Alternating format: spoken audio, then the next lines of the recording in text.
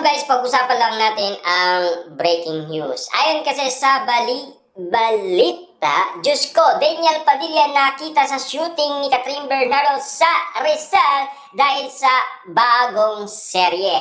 Ayon sa netizens, kasama ni James si Daniel Padilla na alam niyo naman siguro. Ayon daw sa mga netizens, shut up ka lang. Yan kasi ang bali-balitang kumakalat ngayon sa social media na tila binabakuran na ni Daniel Padilla si Catherine Bernardo. Kaya nga naman kasi ayon sa bali-balita umano ni Jay Costura, merong third wheel sa relasyon Kyla Estrada at Daniel Padilla. Parang ang prediksyon ni Jay Costura nagkatotoo. Na alam niyo naman siguro ha, si Jay Costura kasi ang naunang nagpredict sa Katniel. Natupad naman yon dahil nagkaayos umano sina Daniel Padilla at Catherine Bernardo dahil pinag-usapan sila noong 2025. Dahil nagkausap at nagkita dahil merong nagtulay sa dalawa. Para nga naman kasi magkasundo. Tila nakita ang pagiging marupok ni Catherine Bernardo noon.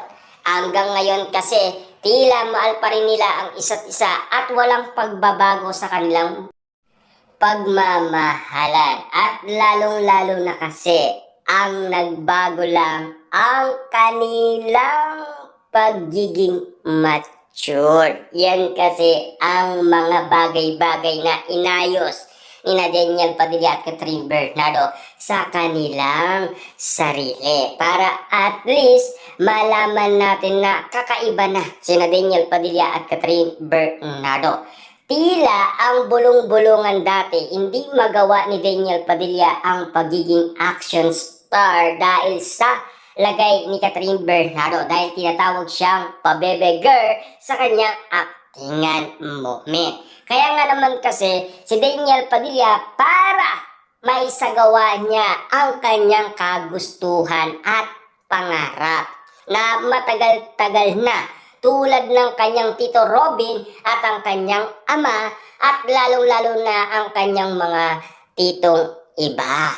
Kaya nga naman kasi tinupad na ni Daniel Padilla ang mga pangarap niyang bilang action star. Nagawa naman ni Daniel Padilla kaya tinatawag na ni Robin Padilla si Daniel Padilla na siya na ang susunod na bad boy. Pero si Robin Padilla, yan ay ginagaya niya si Jackie Chan. Malamang sa malamang hindi kakayanin niyan ni Daniel Padilla. Diba? At siyempre, si Catherine Bernardo naman, ayon kasi sa bulong-bulungan dahil sa pag-aalaga ni Daniel Padilla at siya mismo ang namimili ng mga kasuotan sinusuot umano ni Catherine Bernardo.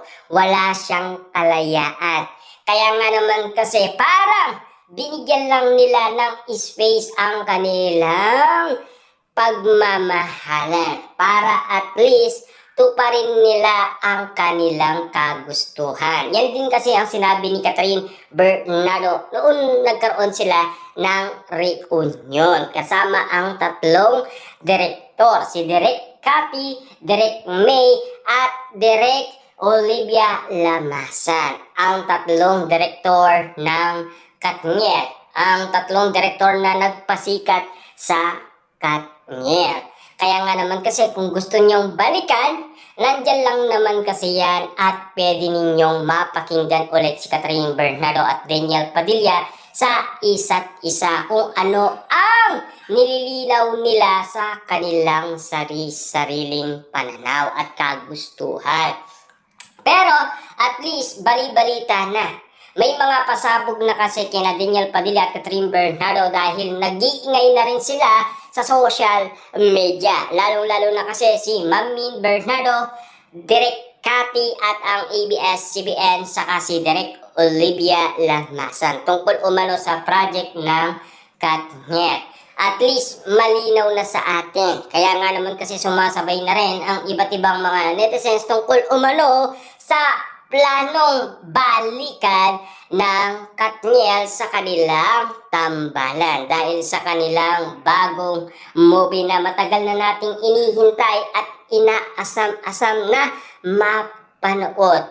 Pero nang dahil nga naman kasi sa pagiging professional ni Daniel Padilla at Catherine Bernardo, mas lalo pa daw gagaling si Catherine Bernardo ayon kay Direk Cathy. Kaso nga lang, naglalaylo na ang dalawa. Malamang sa malamang, gusto na nilang magpakasal at magkaroon ng anak. Kasi, ang bulong-bulungan, parang gusto nang sumabay ni Daniel Padilla kay James Reid. Naikukwento kasi ni James Reid kay Daniel Padilla at Catherine Bernardo na balak niya ng magpakasal at magkaroon din ng sariling mga anak.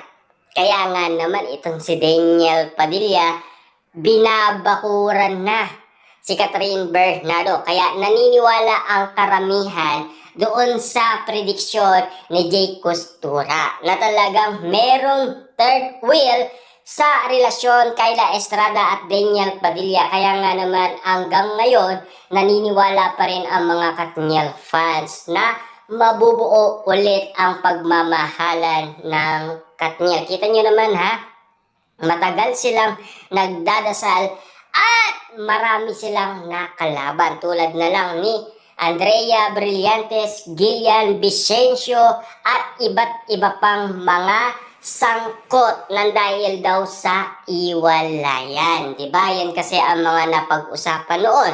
Lalong-lalo na, siyempre, pinagtanggol din si Catherine Bernardo, baka daw gamitin lang ni Mayor Mark Alcala. Diba?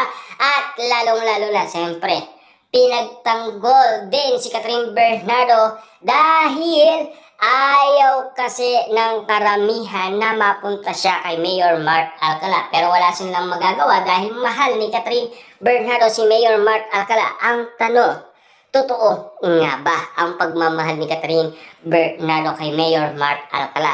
At lalong-lalo na, spotted kasing pinag-uusapan at mainit-init ang pagiging jowa ni Daniel Padilla at Kyla Estrada sa isa't isa. Pero ang nakakagulat at nakakatakot na balita na talagang pinag-usapan ang prediksyon ni Jay Costura na magkakaroon ng third wheel sa pagmamahalan Daniel Padilla at Kyla Estrada. Yan kasi ang mga usap-usapan at yan din kasi ang balita kung bakit gusto na maglaylo ni Catherine Bernardo at Daniel Padilla sa pagiging artista. Sila na naman ang susunod kay Bea Alonso na tapos ng kinasal, di ba?